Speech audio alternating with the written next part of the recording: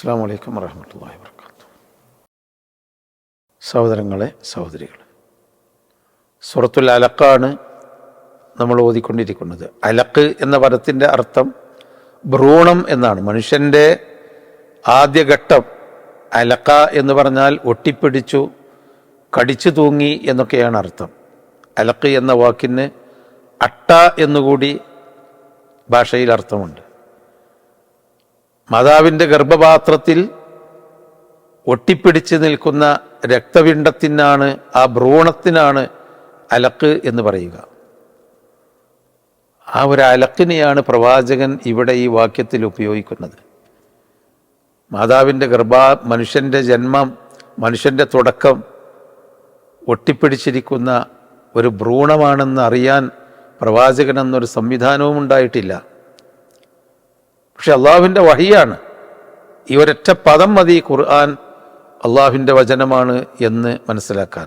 ആവട്ടെ, ഇഖ്റ ബിസ്മി റബ്ബിക്കല്ലദീ ഖലഖ്, നിന്നെ സൃഷ്ടിച്ച രക്ഷിതാവിൻ്റെ നാമത്തിൽ നീ വായിച്ച് പഠിക്കുക. അപ്പം മനുഷ്യൻ വായിക്കുന്നത് എന്തിനാണ്? സ്രഷ്ടാവിനെ കണ്ടെത്താൻ, സത്യം കണ്ടെത്താൻ. അള്ളാഹുവിൻ്റെ നാമത്തോടുകൂടി തുടങ്ങണം നമ്മൾ വായന. മനുഷ്യജീവിതത്തിൽ വായനയില്ലാതെ വളർച്ചയില്ല. വളർച്ചയുണ്ടാവണമെങ്കിൽ വായിക്കണം. അത് അള്ളാഹുവിൻ്റെ നാമത്തിൽ, മഹത്തായ ഈ പ്രപഞ്ചത്തിൻ്റെ നാഥനായ അള്ളാഹുവിനെ കണ്ടെത്താനുള്ള വായനയായിരിക്കണം. അഥവാ ആത്മാർത്ഥമായി ഒരാൾ എന്ത് വായിച്ചാലും അള്ളാഹുവിൻ്റെ യാഥാർത്ഥ്യം കണ്ടെത്തും എന്നുകൂടി വ്യംഗ്യമായി ഇതിലൊരു സൂചനയുണ്ട്. ഇഖ്റ ബിസ്മി റബ്ബിക്കല്ലദീ ഖലഖ്, ഖലഖൽ ഇൻസാന മിൻ അലഖ്, മനുഷ്യനെ സൃഷ്ടിച്ച രക്ഷിതാവ് അവൻ സൃഷ്ടിച്ചിരിക്കുന്നു മിൻ അലഖ്, ഒരു ഭ്രൂണത്തിൽ നിന്ന്, രക്തപിണ്ഡത്തിൽ നിന്ന്. അതാണ് അലഖ്. അപ്പൊ ഭ്രൂണമാണ് മനുഷ്യന്റെ തുടക്കം. മറ്റേടത്ത് ആ ഭ്രൂണത്തിൻ്റെയും മുമ്പ് ഇന്ദ്രിയ നുത്ഫത്താണ്, ഒരു ചെറിയ ഇന്ദ്രിയ കണമാണെന്നും അതിനെയും മുമ്പ് മനുഷ്യൻ മണ്ണാണെന്നുമെല്ലാം ഖുർആൻ ആ ഘട്ടങ്ങൾ വിവരിച്ച് കാണാം. ഏതായിരുന്നാലും ഭ്രൂണത്തിൽ നിന്ന് മനുഷ്യനെ സൃഷ്ടിച്ച ആ റബ്ബിൻ്റെ നാമത്തിലേ നമ്മൾ വായിച്ചുകൂടൂ. അങ്ങനെ തന്നെയാണ് വായിക്കേണ്ടത്. ഖലഖൽ ഇൻസാന മിൻ അലഖ്, ഇഖ്റ, വായിച്ചോ. വായിക്കാൻ അറിയില്ല എന്ന് പറഞ്ഞ് പിന്നോട്ടിരിക്കരുത്. വായനയുടെ കാര്യത്തിൽ ഒരിക്കലും പിന്നോട്ട് പോകരുത്. ഇഖ്റ, വായിക്ക്, ആവർത്തിക്കുകയാണ് അല്ലാഹു തആല.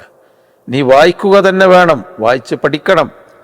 ഇഖ്റ വറബ്ബുക്കൽ അക്രം, നിന്റെ നാഥൻ ഏറ്റവും അക്രമാണ്, ഏറ്റവും ഔദാര്യവാനാണ്. എന്താണ് ആ വാക്ക് ഇവിടെ? അക്രം. അള്ളാഹു ഔദാര്യവാനാണ്.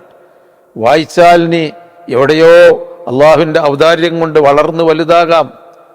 അക്ഷരജ്ഞാനമില്ലാത്ത ഒരു മനുഷ്യനാണ് ലോകത്ത് ആർക്കും ഒരു തെറ്റും പറയാൻ ആത്മാർത്ഥമായി കഴിയാത്ത വിധം മഹത്തായ പ്രപഞ്ച സത്യത്തിൻ്റെ മാതൃകയായി വളർന്നു വന്നത്. അക്രമാണ്. അള്ളാഹു ഔദാര്യവാനാണ്. അറിവ് നേടിയാൽ, വായിച്ചറിവ് നേടിയാൽ, അള്ളാഹുവിൻ്റെ നാമത്തിൽ വായിച്ച് പഠിച്ചാൽ ഉദാരനാണ് നിന്റെ റബ്ബ്.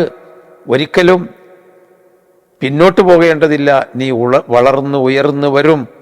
റബ്ബുക്കൽ അക്രം, നിന്റെ രക്ഷിതാവ് ഉദാരനാണ്. അല്ലദീ അല്ലമ ബിൽ ഖലം, പേന കൊണ്ട് പഠിപ്പിച്ചവനാണ്.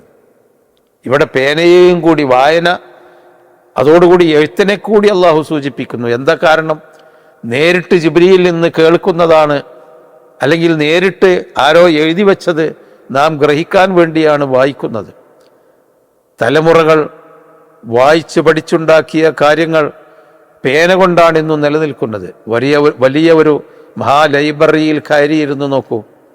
ലോകത്ത് കഴിഞ്ഞുപോയ, നൂറ്റാണ്ടുകൾ കടന്നുപോയ എത്രയോ മഹാപണ്ഡിതന്മാർ ആ ലൈബ്രറിയിൽ അവരുടെ പേനകളിൽ കൂടി, അവർ എഴുതി വെച്ച ഗ്രന്ഥങ്ങളിൽ കൂടി അവിടെ ജീവിക്കുന്നുണ്ട്. പേനകളില്ലായിരുന്നുവെങ്കിൽ തലമുറകൾ അറിവിനെ കൈമാറുമായിരുന്നില്ല. ആ പേന കൊണ്ട് എഴുതാത്ത, പേന പിടിക്കാത്ത, പേന പരിചയമില്ലാത്ത, പേന സംസ്കാരത്തിൻ്റെ ഒരു പതിവല്ലാതെ ജീവിച്ചിരുന്ന ജാഹിലിയ കാലത്താണ് പ്രവാചകനോട് അല്ലാഹു പറയുന്നത് അല്ലമ ബിൽ ഖലം, പേന കൊണ്ട് പഠിപ്പിച്ചവൻ. അല്ലമൽ ഇൻസാന മാലം യഅലം, മനുഷ്യന് അവൻ അറിയാത്ത കാര്യങ്ങൾ പഠിപ്പിച്ചു കൊടുത്തു. ഇതാണ് ആദ്യമായി ഇറങ്ങിയ ഖുർആനിൻ്റെ വചനം. ഈ വചനത്തിൽ പ്രത്യേകമായ മതവിധികളൊന്നുമില്ല. മതവിധികളുള്ളത് പിന്നീട് വരുന്നേ ഉള്ളൂ. ഇത് ഖുർആനിൻ്റെ ആദ്യത്തെ ഖുർആനിനെ ഒരു പരിചയപ്പെടുത്തുകയാണ്, രക്ഷിതാവിനെ പരിചയപ്പെടുത്തുകയാണ്. വായനയും എഴുത്തും പേനയും ഇതൊക്കെയാണ് മനുഷ്യൻ്റെ വളർച്ചയുടെ ആധാരമെന്നും അങ്ങനെ വളർന്ന് വായിച്ച് വളർന്ന് വലുതായി ലോകത്തിന് വിജ്ഞാനങ്ങൾ പേനകളിൽ കൂടി കൈമാറണമെന്നുമുള്ള സന്ദേശത്തിൻ്റെ സൂചനകൾ അതാണ്. അല്ലമൽ ഇൻസാന മാലം യഅലം, മനുഷ്യനറിയാത്ത കാര്യങ്ങൾ അവൻ പഠിപ്പിച്ചു കൊടുത്തു ഈ വചനത്തിലുള്ളത്. അതുകൊണ്ട് സഹോദരങ്ങളെ, ഖുർആൻ നമ്മൾ പഠിക്കണം, വായിക്കണം. വായിച്ച് നമ്മുടെ അറിവ് മറ്റുള്ളവർക്ക് നമ്മൾ പകർന്നു കൊടുക്കണം, എഴുതി കൊടുക്കണം. നമ്മുടേതായ രേഖകൾ നമ്മളിവിടെ ബാക്കി വെക്കണം. അള്ളാഹു അനുഗ്രഹിക്കുമാറാവട്ടെ.